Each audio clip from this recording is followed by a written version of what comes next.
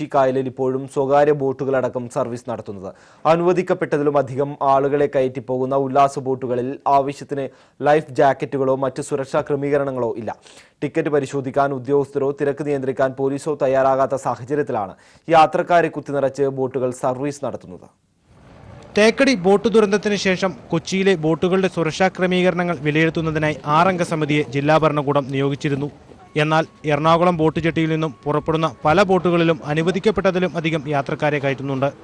വിദേശികളടക്കമുള്ള വിനോദസഞ്ചാരികളെയും കൊണ്ടുപോകുന്ന ഉല്ലാസ ബോട്ടുകളിലും സ്ഥിതി മറിച്ചല്ല.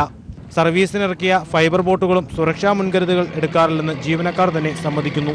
ബോട്ടുകളിൽ ആവശ്യത്തിന് ലൈഫ് ജാക്കറ്റുകളോ സുരക്ഷാ ഉപാധികളോ ഇല്ല. ബോട്ടിന്റെ സീറ്റ് അറേഞ്ച്മെന്റിനനുസരിച്ചിട്ടോ അല്ലെങ്കിൽ ആളെ കപ്പാസിറ്റി അനുസരിച്ചിട്ടോ ഒന്നുമില്ല ബോട്ടിൽ കയറ്റുന്നത്.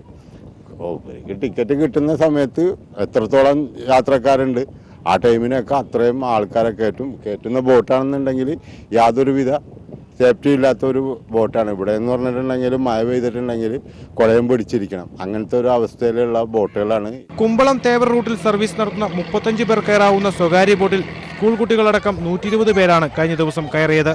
വല്ലാർപാടം പദ്ധതിക്കായി ഡ്രഡ്ജിംഗ് നടക്കുന്നതിനാൽ ഫൈബർ ബോട്ടുകൾ കൊച്ചിക്കായലിൽ സുരക്ഷിതമല്ലെന്ന് വിദഗ്ധർ വിലയിരുത്തുന്നു.